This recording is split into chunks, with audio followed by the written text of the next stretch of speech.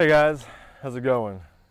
As you can probably tell, I'm doing a lot of filming today. Third video, same shoot, same scenery. Sorry, you get the footage when you can get it.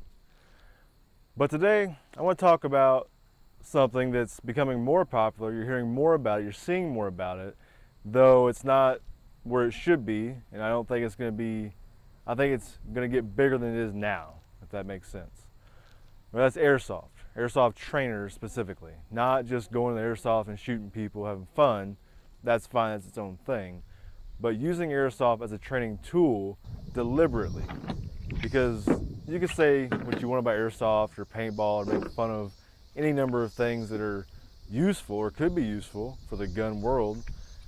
You can belittle them, but it's the same as any other tool. The training is only as good as the people make it. That includes the people themselves, that includes what they're teaching, that includes the tools they're using, okay? So if you treat it like a toy and play with it, then it won't treat you well, will not teach you what the skills you want that tool to help teach you, right? So here I have a Glock Airsoft Gun, Umarex Elite Force, collaborative build, I suppose. I'm not familiar with the airsoft world that much, but I know this is a Umarex licensed, fully Glock licensed handgun. So you can see here, it locks back. Mag drops. The trigger press, we have a wall, a slack rather, and then a wall, and then reset.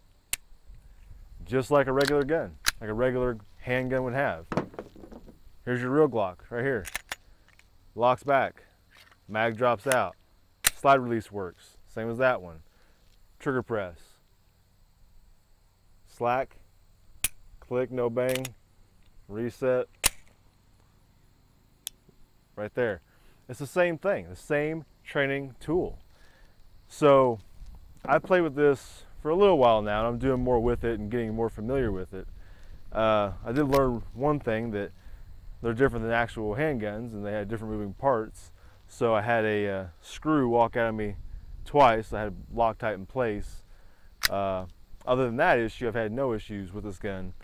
And this is a really convenient tool because the weight is fairly similar to a real gun. The weight is all in the mags because that's where the gas goes, and that's all pressurized, so it has to contain that, and the BBs go in the front. But even down to the little details, you can see some of the faux details of what a real gun would have. Are they actually useful for what we're doing? No, but you put these side by side, and minus the orange tip and maybe some of the finish, you wouldn't know the difference. You wouldn't know just by looking that one's not real. That's how close to being real this is in terms of appearance. And that's why we use silhouette targets to simulate actual people, which we know they're not real people, but to train ourselves in our mind, get used to the idea of shooting a person in self-defense, we use silhouette targets. Just like this, we're using a near identical replica that functions similarly. Now, I'll be honest, the slide is a lot lighter, so it feels toy-ish when you use it. The slide release is very, very easy to manipulate, way more so than a loaded gun would be. But it's all still there. All the components are there, all the pieces are there. Still the same manipulation is there. You can do this in your own home. You can create your own targets, your own BB catches in your home. You can practice, you can go in your backyard. You can do nearly everything that you can do with one of these, minus a few things. The big one is recoil. The recoil, there's some recoil with this because there's moving parts, but there's no real recoil to speak of. Now, along with the recoil, there's no concussion. There's no explosion going off in this. It's not a real gun. There's no gunpowder involved with this operation. So you're not going to get used to feeling the concussion. You're not going to get used to feeling and controlling the recoil of the gun wanting to go back in your hand. And also, you're not going to get used to the right trajectory, so anything of any significant distance isn't really going to translate well. So those are the three big things I've noticed that really don't translate well. It's recoil control, concussion, which is sound and the actual feeling of the concussion, and the trajectory of the round that leaves the gun, the BB or the actual bullet. For a handgun, the last one's not a huge deal. You can still practice everything you need to within the distances that point of aim, point of impact, or nearly there within, a group. That's relatively irrelevant, right? We're not talking about rifle stuff. Rifle stuff, shooting further, or even longer range pistol, you could argue, but that's not a huge concern. The only two things you're not going to get, like I said, are the recoil and the concussion. So, recommend something like this? Absolutely. It's a great tool. It's a lot cheaper, and you can get a lot more reps in and still get effective practice. And you can get the effective practice anywhere. You can live in an apartment. You can live in a house. You can live most anywhere and still use this tool, where you can't train with this one anywhere except a live range. So keep that in mind. But get something like this, or at least look into it, and see what good it can do you.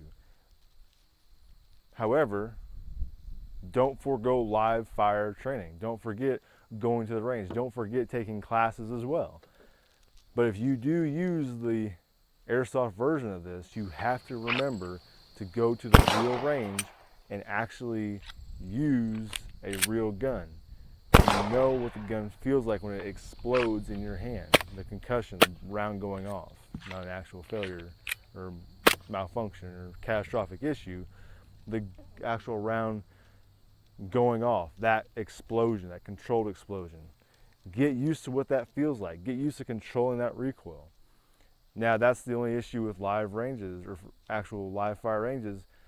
They won't let you shoot fast for getting, usually they won't let you get used to shooting and controlling recoil under speed.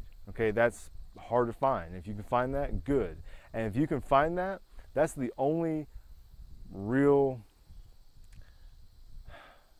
piece that you need to use with this in combination to train virtually everything you practically need to know and be adequate and skilled in for handgun, for defense, or fighting. If you can tie all this together, you've really got it made. So just something to think about, something I'm playing with, something you've heard about. T-Rex Arms is the first big guy to talk about it, and everyone's kind of coming off of that because they're realizing the same thing, just like I did, not original here. But keep it in mind and actually look into something like this. Something that's going to replicate what you have, right? Get the reps in where you can, in the price range you can, the time frame you can, and location you can. 5 minutes in your own home, 20, 30 rounds is way more doable than a 30-minute drive to the range with a range fee, live ammo fee, travel time back, which is time loss, which is also money, gas money, all of that. All of that. It matters. It matters a lot. It all adds up. And this cuts all of that out. So keep it in mind. Think about it. If you have any questions, let me know. Something I'm playing with, I wanted to share with you guys. Nothing groundbreaking, but there it is. So, well, that being said, guys, you all take care. And as always, sharpen your skills.